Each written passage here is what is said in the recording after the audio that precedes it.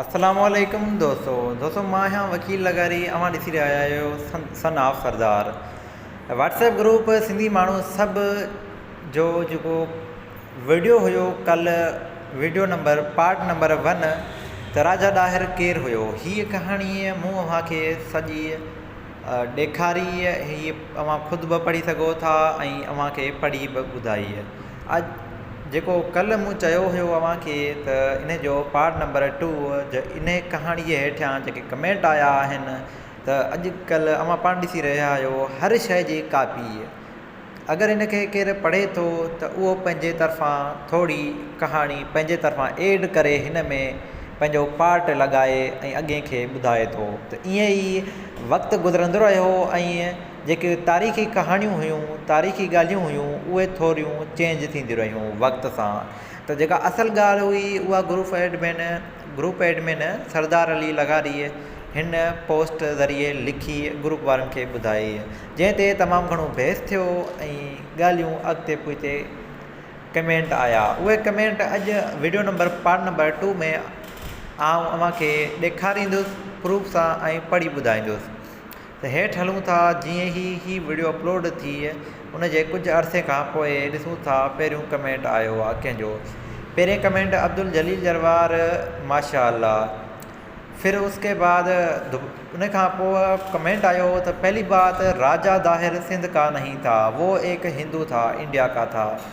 अच्छा, ये हिकिड़ी ॻाल्हि अव्हांखे ॿुधाईंदो हलां त वीडियो नंबर पार्ट नंबर 1 अगरि अव्हां सॼो ॾिठो आहे त हीअ कमेंट अव्हांखे सम्झ में ईंदा त छो आया ऐं कहिड़ी लाइन मां आया, त अव्हांखे इहा सॼी ॻाल्हि ख़बर पवंदी। उन जे करे पहिरीं मथे जेको आई बटन ते अव्हांखे लिंक अचे पियो वीडियो जो, उन ते क्लिक करे अव्हां पहिरियों पार्ट ॾिसो, पोइ ई हिन पार्ट में अचो। त अलाउद्दीन लिखे थो त राजा ॾाहिर पहिरीं ॻाल्हि त सिंध जो कोन हुयो, हू इंडिया जो हुयो। वरी लिखे थो त राजा ॾाहिर के बाप ने खुद ने सिंध पर कब्ज़ा किया था। वरी लिखे थो त राजा ॾाहिर जे पीउ पाण सिंध ते कब्ज़ो कयो हुयो। उन खां पोइ अज़हर इस्माइल लिखे थो त बहितरीन। थोरो हेठि हलूं था, वरी ॿिया कमेंट ॾिसूं था त हिन पोस्ट ते कहिड़ा आया आहिनि। सिंधी माण्हू सभु व्हाट्सएप जो ग्रुप नंबर 1 आहे। टॉप ते अॼुकल्ह हले पियो ग्रुप एडमिन वकील अहमद लगारी, मोहम्मद अली लगारी ऐं सरदार अली लगारी। इन टिनी सां अव्हां राब्ता करे सघो था ऐं एड थी सघो था इन ग्रुप में। अगरि अव्हां इन्हनि खे नथा सुञाणो त हिन वीडियो जे हेठियां कमेंट करे पंहिंजो नंबर व्हाट्सएप कमेंट पंहिंजो नंबर ऐं पंहिंजो नालो, पंहिंजो शहर जो नालो लिखी सघो था ऐं लिखी सघो था एड मी इन सिंधी ग्रुप, अव्हांखे एड कयो वेंदो। अच्छा, कमेंट नंबर ॿियो आयो आहे त ख़ालिक लगारी लिखे थो त ओ मुसलमानो तव्हांखे छा थी वियो आहे, हिंदुनि जी तारीख़ मुसलमाननि ते पिया मढ़ियो, यादि छा बस अथव। उन खां पोइ अब्दुल जलील उनखे रिप्लाई ॾिए थो त अदा हिन भाउ तारीख़ जो हिकु सच लिखियो आहे, त तारीख़ जो सच इहो ई आहे, अव्हांखे पहिरीं ॿुधायोसीं। त पोइ वरी अब्दुल जलील अलाउद्दीन खे लिखे थो त बेटा आप पहले तारीख़ स्टडी करो। अलाउद्दीन लिखे थो त राजा ॾाहिर सिंध जो न हुयो बल्कि इंडिया जो हुयो। त उनखे डॉक्टर जलील अब्दुल जलील जरवार ॾिए थो रिप्लाई त अव्हां पंहिंजी तारीख़ स्टडी कयो। पोइ ग्रुप एडमिन सरदार अली लगारी लिखे थो त वाह डॉक्टर साहिब वाह, काफ़ी दोस्तनि जी तारीख़ पढ़ियल न आहे। पोइ अलाउद्दीन लिखे थो त डियर मैंने हिस्ट्री पढ़ी है, राजा ॾाहिर का बाप कश्मीर का था, एक हिंदू था जो इंडिया के इलाके के था, उसने सिंध पर कब्ज़ा किया, उसके बाद राजा ॾाहिर ने हुकूमत की। त अलाउद्दीन जी ॻाल्हियूं अव्हां सम्झी सघो था। त जीअं मूं वीडियो जे पहिरें पार्ट नंबर में ॿुधायो हो अव्हांखे त राजा ॾाहिर जी हिस्ट्रीअ जीअं वक़्तु गुज़रंदो वियो, अॻिते थींदो वियो त माण्हुनि जूं हिस्ट्रियूं पंहिंजे तरफ़ां ठहंदियूं वियूं, उनखे ॿिया माण्हू स्टडी कंदा विया, उहे पंहिंजे तरफ़ां थोरो पॉइंट मिलाईंदा विया। इन जे करे अॼु तारीख़ जूं ॻाल्हियूं असांखां गुमनाम आहिनि। त उन जे करे अगरि हीअ वीडियो अव्हां ॾिसो था त कुझु माण्हुनि जो ज़हन जेको आहे उहो मिली वञे थो ऐं हक़ीक़त जी सुञाण थी सघे थी। सिंधी माण्हू सभु व्हाट्सएप ग्रुप जे ज़रिए उहे ॻाल्हियूं जेकी ॾींहों ॾींहुं अॻिते पियूं थियनि, पुराणियूं ॻाल्हियूं हुयूं, उन्हनि ते बहस हले थो ऐं बिल्कुलु उनखे पोइ फिट करार सही करार ॾिनो वञे थो। उनजी हर कहाणी जी हिते सुञाण थींदी आहे, सही या ग़लति जी। उन खां पोइ अब्दुल जलील लिखे थो सरदार अली लगारी खे, यकीनन भाउ सरदार अब्दुल जलील खे अलाउद्दीन खे अब्दुल जलील रिप्लाई ॾिए थो त ग़लति, जेका हुन पोस्ट लिखी हुई त डियर मैंने हिस्ट्री पढ़ी है। अलाउद्दीन लिखे तो अगर मोहम्मद बिन कासिम सिंध को फतह नहीं करता तो आज हम किसी हिंदू के घर में पैदा होते। अलाउद्दीन के डॉक्टर जलील के अलाउद्दीन लिखे तो आप बता दो हिस्ट्री क्या है, तारीख़ छा है अवां ॿुधायो। डॉक्टर जलील के लिखे तो अलाउद्दीन। पोइ अब्दुल जलील लिखे तो अलाउद्दीन के तो बेटा ये भी गलत है। वो लिखे तो न जो अगर मोहम्मद बिन कासिम सिंध को फतह न करता तो आज हम हिंदू होते। तो अलाउद्दीन लिखे तो फिर आप बताओ पोए सही छा है। वरी अलाउद्दीन लिखे तो आप पहले मुझे ये बता दो कि सिंध का पहले एरिया कितना था, सिंध में कौन कौन से इलाके आते थे, कहाँ से शुरू होती थी और कहाँ पर ख़त्म होती थी। अगर आपने ये बता दिया तो मैं समझूंगा वाकई आप हिस्ट्री जानते हो। उन्हें कहा पोए यूनिस काजी लिखे तो सिंध खुद हिंदुस्तान था। मोहम्मद बिन कासिम अरब से आया और सिंध को फतह किया और इस्लाम फैला। ये पहले सब हिंदू थे। अब्दुल जलील उनके लिखे तो यो भी गलत। कोई अलाउद्दीन लिखे तो मैंने शर्त में पढ़ा है अगर कोई इलाका एरिया नून मुस्लिम है वहाँ पर आप फतह करके इस्लाम नाफज करते हो, इस्लाम का निज़ाम नाफज करते हो, ये सही है, राइट गलत नहीं है। क्योंकि इंसान पैदा अल्लाह की बात के लिए हुआ है। जब वो इंसान अपने रब की तरफ वापस ही आएगा तो उन्हें एहसास होगा कि मैं गलत ही सही है। उसके बाद उनखां पोइ यूनिस काजी अलाउद्दीन के लिखे तो गलत है तो दलील दो। अलाउद्दीन उनखां पोइ हेठि हलूंसि था, कमेंटनि ते अचूं था। वरी उनखां पोइ केरु आहे खमीसो लिखे थो एकदम ज़बरदस्त सरदार अली लगर जी पोस्ट जे हेठां। उनखां पोइ कमेंट ते अचूं था। हाशिम खान लगारी लिखे थो राजा डायर हिकु अयाश राजा हो जंहिं पंहिंजी सॻी भेण सां शादी कई। उनखां पोइ हेठि हलूं था। Sardar Lagari admin group admin Hashim Khan Lagari खे लिखे थो भाउ तव्हां चचनामू ऐं तहफ़्त इल्कराम स्टडी करे ॾिसो त हर ॻाल्हि वाज़े थी वेंदी। उनखां पोइ संतोष कुमार लिखे थो हक़ ना हिंदू ना मुस्लिम, जियो सिंधी जिए राजा दाहिर। उनखां पोइ कुझु वीडियोज़ मोकिलियूं हुयूं राजा दाहिर जे हिसाब सां हवाले सां। उनखां पोइ अलाउद्दीन हाशिम खान के लिखे तो बिल्कुल आपने सही कहा और राजा दाहिर की हिस्ट्री बिल्कुल वाज़ेह है। अब ये लोग पता नहीं किसकी लिखी हुई किताब पढ़ते हैं, हमें तो समझ में नहीं आता। हालांकि राजा दाहिर के बाप ने हिंदुस्तान से आकर यहाँ पर सिंध पर कब्जा किया था। उनखां पोइ अलाउद्दीन वरी सरदार लगारी खे लिखे तो मैं आपसे सिर्फ एक सवाल पूछूंगा, राजा दाहिर हिंदू था या मुसलमान। उनखां पोइ सरदार लगारी जो है रिप्लाई ॾिसूं था। सरदार लगारी पहिरीं बिल्कुल आपने सही कहा राजा अलाउद्दीन ने जो लिखा था उस पर उन ते कमेंट करे थो राजा दाहिर जे पीउ जो नालो छा हो जंहिं सिंध ते कब्ज़ो कयो हुयो। इहो सरदार अली लगारी जो सवाल आहे अलाउद्दीन खां। उनखां पोइ नजीब लगारी लिखे थो राजा रायचंद सरदार अली जे सवाल जे जवाब थे। उनखां पोइ अलाउद्दीन लिखे थो राजा दाहिर का बाप का नाम था चेच जो कश्मीर का ब्राह्मण था। उनखां पोइ अलाउद्दीन लिखे थो अब आप मेरे सवाल का जवाब दो, राजा दाहिर हिंदू था या मुसलमान था। मैंने आपके सवाल का जवाब दिया है। उनखां पोइ हेठि ॾिसूं था रिप्लाई। सरदार लगारी लिखे तो चच कंहिंजो नौकर हो। अलाउद्दीन लिखे तो आप मेरे सवाल का जवाब दो, राजा दाहिर हिंदू या मुसलमान था, या आपके सवाल का जवाब देता हूँ। हाशिम खान लगारी लिखे तो सरदार लगारी जे कमेंट थे तो जेतिरी स्टडी मूं कई आहे उहा तव्हांजी सोच खां मथे आहे। बाक़ी रही ॾाहिर जी ॻाल्हि, उन ते कामोरेडनि ग़लति तारीख़ लिखी आहे।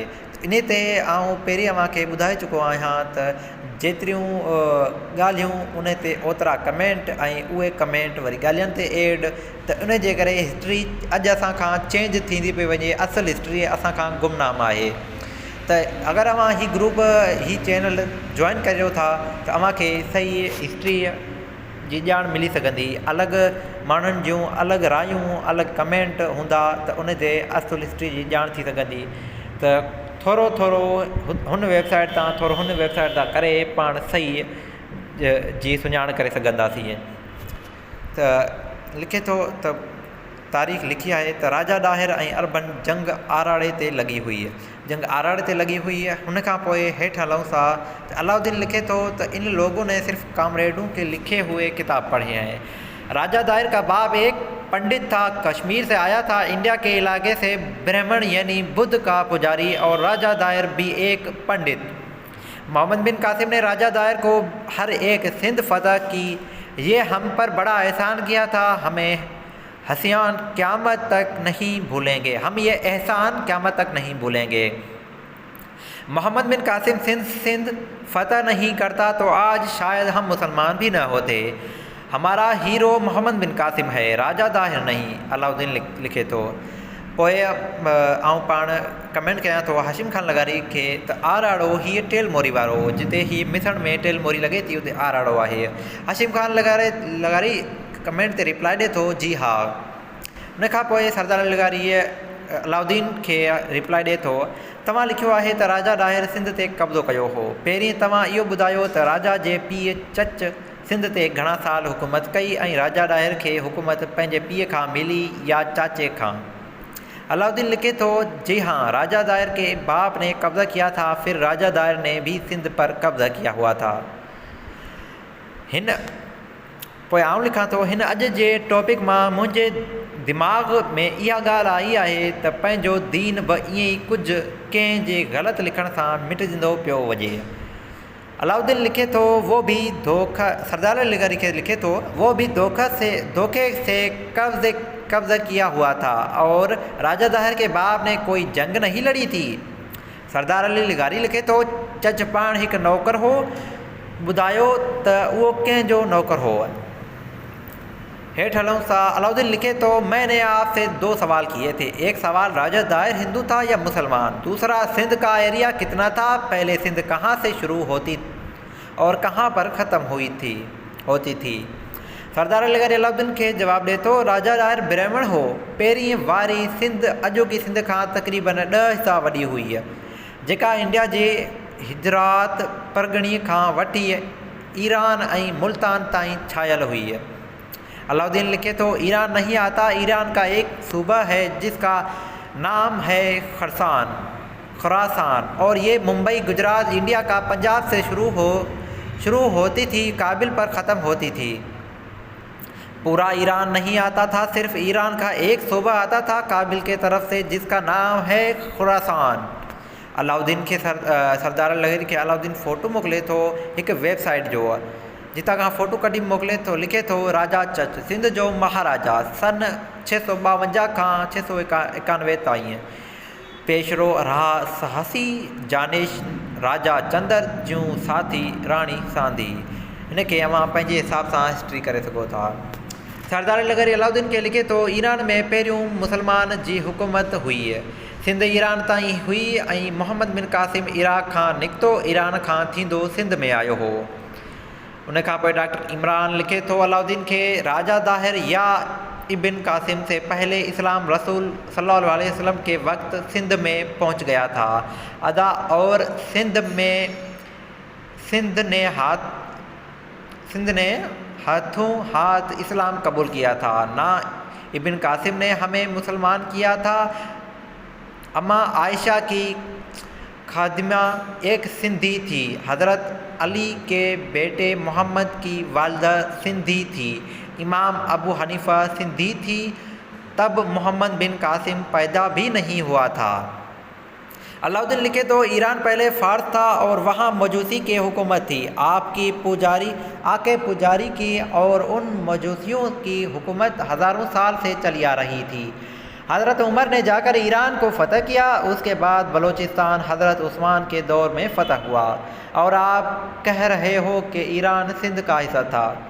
कोई अलाउद्दीन डॉक्टर इमरान के रिप्लाई दे तो फिर मुसलमानों की हुकूमत सिंध पर क्यों नहीं थी।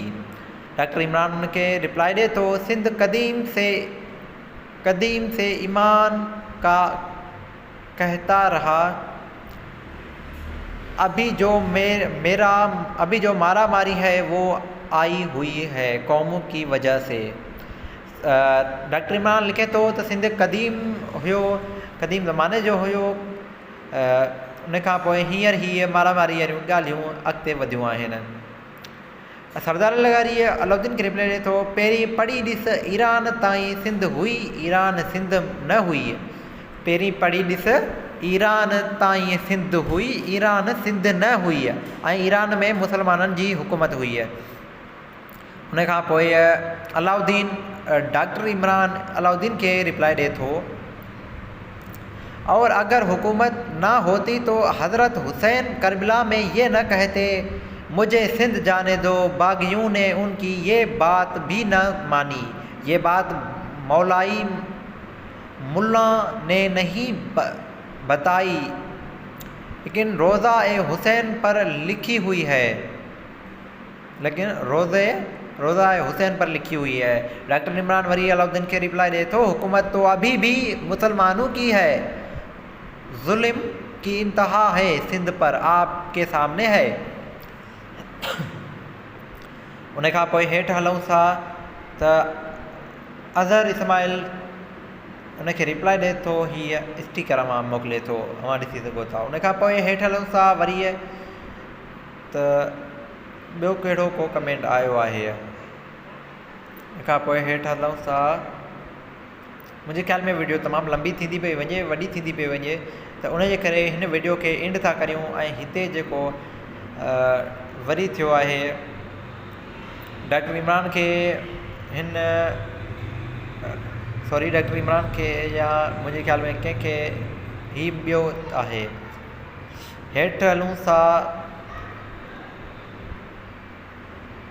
अञा थोरी ॻोल्हा कयूं था।